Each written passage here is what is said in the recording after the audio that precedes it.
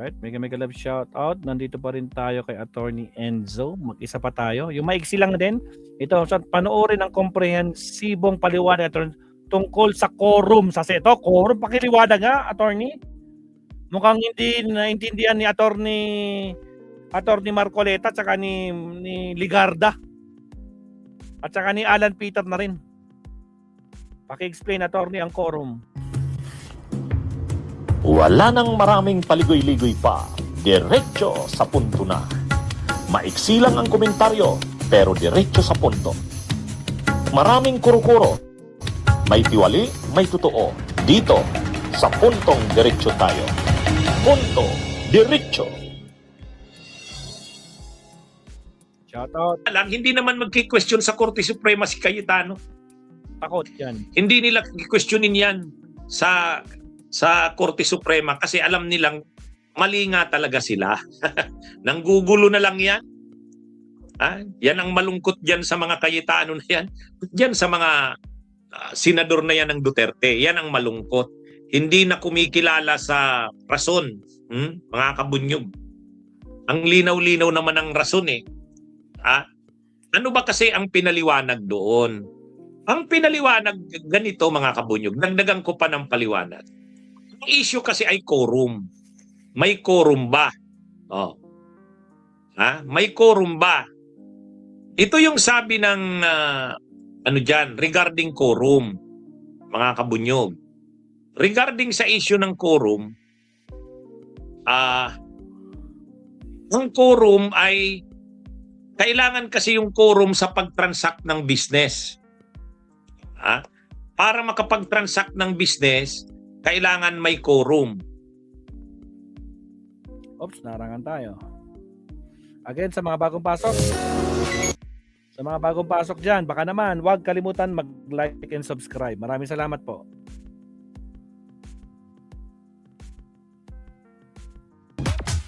Dalawang harang pa kay Attorney. Paldo, Attorney.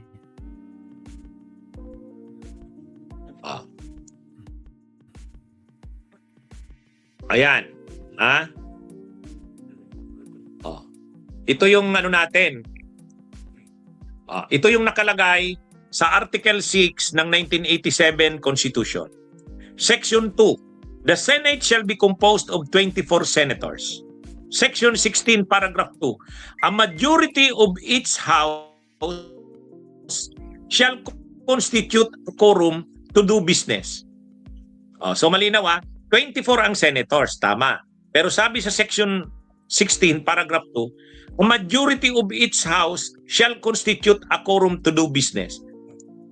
Mga kabunyog, ang keyword dito, a majority of all members. Kapag sinabing a majority of all members, malinaw talaga yon ang ibig sabihin nun. Kung 24 ang senators, majority ng 24. Kaya halimbawa, di ba, sa impeachment, 2/3 of all members. Hindi talaga pwede, kailangan talaga 16. Kasi sinabi, 2/3 of all members. Pero pag sinabi mong majority of all members, ibig sabihin yan, kailangan 24, majority ng 24, which is 13. Pero pag sinabi mong a majority of each house shall constitute a quorum. Ano ang quorum? Ang quorum ay yung enough na number para mag-transact ng business. Ito na yung nakalagay. Tingnan nyo ito mga kabunyog sa Constitution natin. Ayan Iba-iba ang ginagamit yan. Ito, basahin ko. Each president in the House of Representatives, each speaker, by a majority votes of all its respective members. See? Doon sa Section 16, Paragraph 1, malinaw ang requirement. Pag nagboto daw ang Senate ng President, ang House of Representatives ng Speaker nila, by a majority vote of all its respective members. So, ibig sabihin ang linaw, by majority votes of all its members. So, kaya nga hindi pwedeng maging Senate President si Gatchalian kasi hindi naman 13 ang boto niya, kailangan majority of all its members.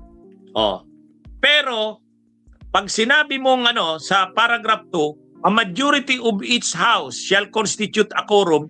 So sinabing a majority of each house. So pag sinabing a majority of each house, hindi kinakailangan na yung of all members. Tama. Yan ang paliwanag doon sa binasa natin. Hindi alam ni Sa Marcoleta yan. Abilino. Kaya napakalinaw ng paliwanag dito sa binasa ko, mga kabunyog, mga kababayan. Kaya kapag sinabi na majority of all its in a majority of all its members, ibig sabihin yan 24 ang senators, dapat 13. Katulad ng pagpili ng Senate President, majority of all its members.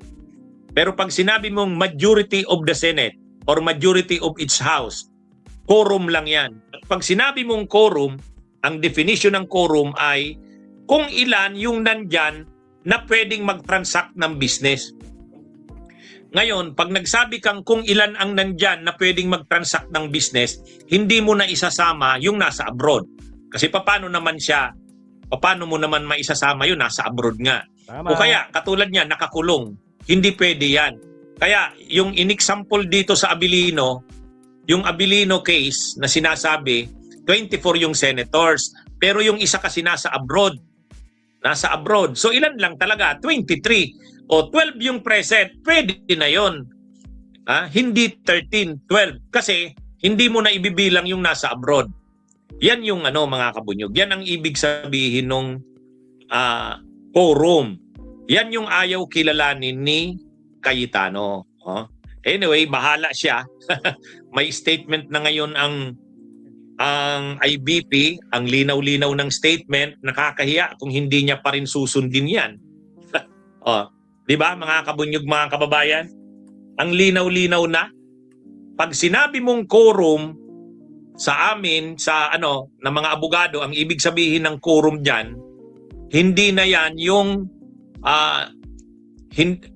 para makapag-transact ng business, majority of each house, majority of the Senate.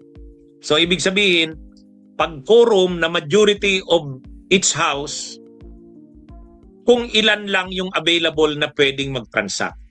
So halimbawa ngayon, ilan ba talaga ang pwedeng mag-transact ngayon ng business or mag-attend sa hearing ay sa session? Wala si Bato, nagtago eh.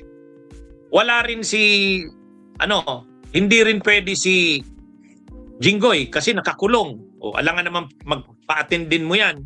Hindi naman yan pwedeng umattend kasi nakakulong yan. So hindi mo na siya isasama sa pagbilang. Yun ang ibig sabihin nun, mga kabunyog. Yan yung ibig sabihin nitong ito. So, yung decision na yan, na dapat sa pagdetermine mo ng quorum, huwag mo nang isama yung hindi naman talaga pwedeng umattend. Kaya, hindi pwedeng umattend si Jinggoy kasi nakakulong. Nagtatago si Bato. So, ilan na lang talaga ang senador? 22. So, yung dosing present kahapon, quorum na yon. Yan ang ibig sabihin niyan. Mga kabunyog, mga kababayan. Bunyog, bunyog, halikan na kasama ka. Bunyog. Marcoleta, narinig mo ba yon? Mukhang kailangan lecturean ni Attorney Enzo si Marcoleta, mga kapsat, saka si Ligarda. Diyos ko po, Rudy. Mag-second to the last topic tayo, Mabsat. Again, maraming salamat po. Shoutout sa 158 live viewers. Sa mga hindi pa nagla-like, gawin nyo na. Ilan na ba like natin? Hindi ko malang pinapansin. Baka naman, Mabsat. Wait lang, check ko lang yung like natin. Kanina pa tayong 100 plus. May 100 na ba yung like natin? Ang tanong.